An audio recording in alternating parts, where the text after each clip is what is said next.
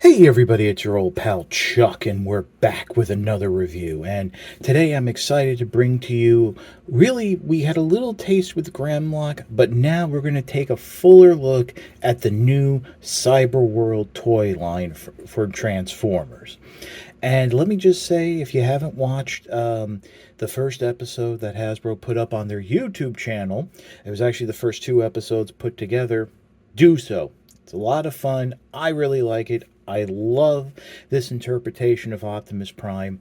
The best way to describe it is that this is an Optimus Prime that follows the model set by, say, the Marvel Cinematic Universe, Iron Man, Captain America, the leader type character that's a little more quippy and fun. And, unlike our traditional Peter Cullen Optimus Prime, this one doesn't always talk in platitudes and is a little self depreciating.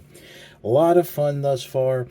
I've seen a lot of little winks and nods to pop culture, video games, the Squid Games, stuff like that. And I really think if given a chance, you'll enjoy it. Now, obviously, the toys, a lot of people, as soon as they were shown and announced, turned their nose up because, again, simplified figures, not for the discerning collector. Well, having this in hand, I have to say there's a lot going on here, and I think we're missing out. Now, right away, let's get to the articulation. Nothing in the head. The arms are only on ball joints. You have a ball joint hip here. You do have a nice knee bend and a little bit of a waist swivel.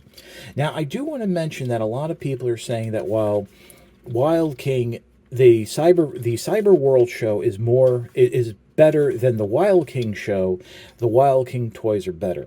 Well, out of the first set of figures I've gotten, came quick. I got them off of Walmart.com, not Amazon. Amazon, I don't know what they're doing. I think they have the same figures, and they're shipping them out. I'm not sure, but all of them thus far have original, like no shared tooling that I can tell.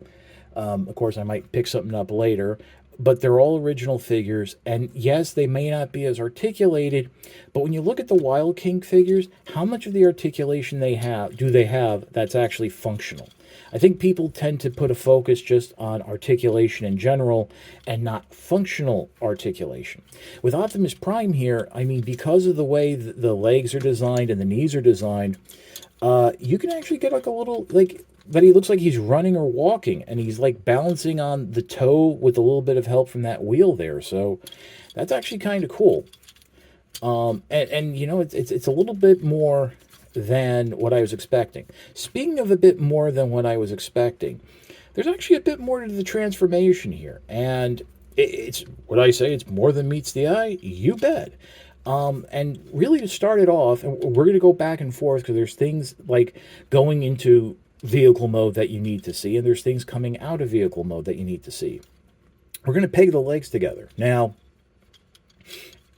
right off the bat, you would think you would just peg them together like this, but if we come around behind, there are these extended tabs here that actually peg into like the butt flap section, and that's actually something you need to do, and that is important for the transformation. So just make sure you get everything lined up and snap, peg it together just like so. And really what that's going to do is that will help line up the legs for the truck mode. So you want to bend the knees a little slightly there, and that'll have it all situated. Now, unfortunately, because of the ball jointed hips and the waist articulation, you might have to do a little bit of futzing and adjusting, but we'll get to that. Now with that done, the instructions show folding down the head. You actually cannot fold down the head until you move the chest piece. And the way you're going to move the chest piece is you're going to start by pulling back on what will be the roof of the truck, flip it over the head will come down, and then the chest piece will just hinge back and kind of friction into place there. Now with that done, what you can do, the arms are now very floppy, so that chest piece does a lot of work right there. You're going to bring the arms forward, and they're going to tab into, and they're going to peg into place. First, they're going to peg at the shoulders, but then there's also some tabs on the forearms that are going to go into the waist, and that will help lock everything together. And here you have Optimus Prime in its truck mode. Yes, the back of the legs are hollow. Yes, the back of the forearms are hollow. But one thing you might notice is you do have some ports here. And we're going to go back into robot mode real quick. But just want to point out there are some slots here on the legs. So it leads me to believe that maybe down the line there's going to be more figures and stuff that this can interact with. Now, to get back into robot mode, what you want to do is just unpeg the arms just like that. But again, very loose, very floppy. Now for the transformation, and there's no springs, it's all hinged. There's a bit of an automorph.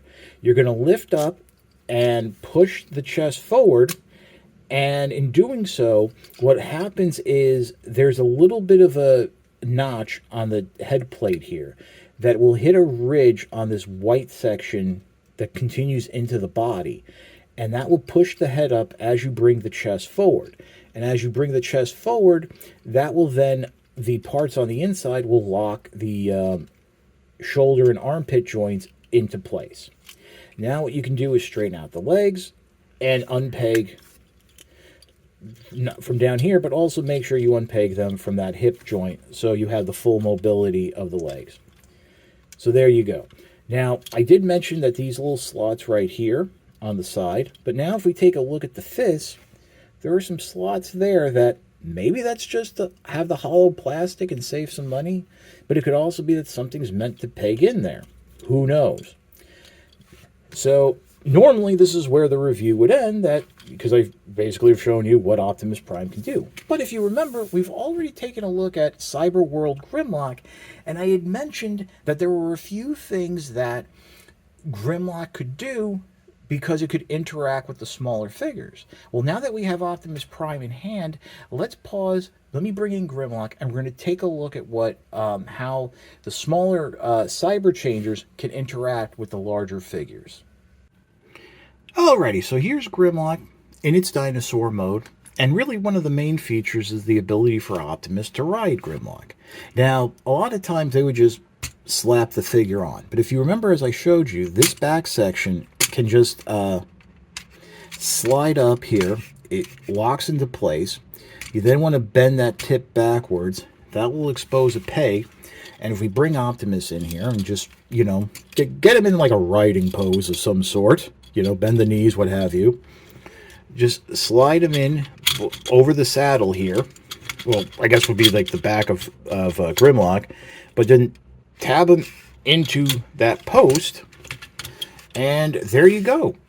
And yeah, Optimus Prime, riding a dinosaur, Optimus Prime, riding a dinosaur, Optimus Prime, riding a dinosaur, shaboop boop boo. Yeah, well, no, and he's on there very securely. Now, obviously, that can work with other figures, but the instructions showed, you know, Optimus Prime. But I do think that's kind of neat. Doesn't unlock anything. It's just something fun to do. But that was the first one.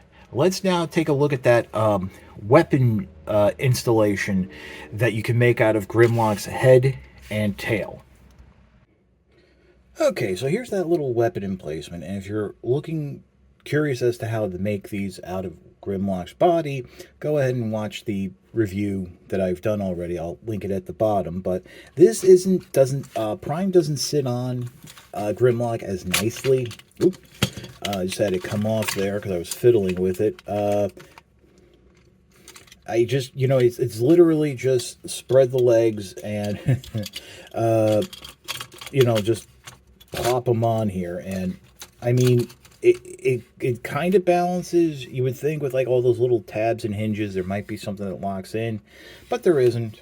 I mean, this is just, you know, something like that. I do see that with all of this, there's a post here. I wonder if there's a way with, like, say, Scorponok to combine this and give it a larger weapon mode. Oh, and in case you were wondering, let me just very quickly show you, because the ports are compatible. Theoretically, Optimus could hold Grimlock's arm here as a fist, wrist, as a Gatling gun, but it's very top heavy because of that ratcheting weapon gimmick. So let's now get to what I would be the star of the whole thing, the Mech Suit. Okay, so this is basically how you would have the Mech Suit set up. Now, one thing I want to point out are these side arm levers right here. I thought these were going to be something that go underneath the over the shoulders of the figure and help secure them in place. According to, it doesn't work like that, and actually taking a closer look at the photos, these actually are supposed to maybe be control arms or something. The problem is they kind of get in the way of Optimus Prime. He just sits a little high in the figure, and let me just get him in here. And realistically, he is, you would think that they're using tabs and stuff, he would peg into the back here, but really all he's doing is just sitting. I mean, there are notches. I mean, again, you would think there would be like a notch or something to help peg him in, but realistically, all he does is just sit there, and, you know, that's about it. You know, he controls Grimlock. Maybe some of the other smaller figures can better use these side bits and what have you.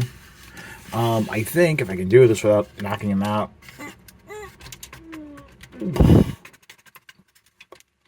Oh boy. Well, basically what I'm trying to show is you can peg this into that central column and give Optimus a, you know, a little something to control there, but it's a nice little mech. Don't know if we're going to see this in the show, but it is nice that the toy has a feature, and let's be honest, going back over the years, a lot of times the toys had features and stuff that were never really shown in the show, in any variation of of a Transformers cartoon. So there's that. But I think that's about it for Prime. So we're going to pause, and I'll come back with my final thoughts. It's a shame that a lot of you are just going to ignore this video and pretty much everything I've said, because it's the attitude that a kid-friendly line, the toys are not for collectors, they're too simple, they're dumbing kids down, and that's really not the case. Thus far from what I've seen with Cyberworld, there's going to be a lot of cross-compatibility, cross-play patterns and stuff that I think will engage younger fans and, you know, hopefully older fans into something that's just, you know, fun. And I think a lot of times lately when it comes to Transformers, the aspect of fun has been lost. And, you know, there's really not much more I can say. Yes, Optimus Prime is a very simple figure, but I was very surprised to have that automorph gimmick, and thus far from the figures I've handled, which is this and Galvatron, that is a standard across the line. So I think that's actually kind of cool that we get to have that type of play pattern back, and it really helps, you know, bring the whole transforming aspect to Transformers back. You know, I mean, it's like a little spring, a little jump here and there that can kind of make things interesting. Now, I did mention that I got this figure, all the figures I have right now, off of Walmart.com. Amazon does have listings, and I do believe some of them were like Prime, Galvatron, and maybe Megatron and Skybite were being shipped out from them, but also a lot of them, the pre-orders have switched over to like third-party sellers or international Amazon sellers, which may or may not be accurate sellers, I'm not sure. I have seen just from random in-hand you know, toy hunting videos and random photos that these are popping up on shelves in Target and Walmart brick and mortar. So I can definitely pick them up.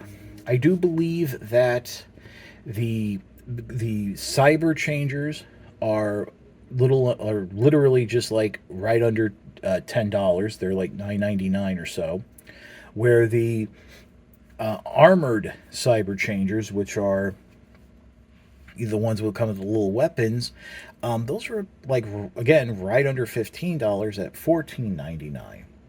I am seeing that Scorponok, which is the big playset play toy of the line, is also available, and that's coming in at around $55. And there's a lot of features there and stuff. And if you did see that special first 2 episodes of Cyberworld, Scorponok was featured, at least in Scorpion mode. So definitely, they're out there. Give them a shot. See if you like it. I will say right now, having not reviewed any of the armored cyber changers, that if you're going to go for one, go for the armored one, because at least that way it comes with like a little bit of an accessory that gives you that extra bit of play that you can work with. But keep in mind that like even those little weapons, they are cross compatible with these basic figures. And I do believe in Wave 2, we have an armored Optimus Prime coming that looks more like the truck from Beast Hunters, Prime Beast Hunters. But that's about it for the review. If you like this review, please consider liking, commenting, and subscribing. While I appreciate the views, the likes, comments, and subscriptions help communicate through the algorithm that my channel should be exalted and held upon high. If you want to make the ultimate sign of support, I do have a Patreon. It's www.patreon.com/chuckdog1999. All I ask for is $1 a month, $12 a year. You guys know the spiel. Not going to waste your time much more on that. But as I will always say, if you can't afford the $1 a month, $12 a year, your views are more than thanks enough. Patreon is just a cherry on top of an already generous sundae. And you guys have been with me for a very long time, and I do appreciate that. So that's about it for the review. Once again, for Cyberworld, Optimus Prime. And if I've slipped at any point in this video and said Cyberverse, I do apologize, but this is Cyberworld. We will see you next time.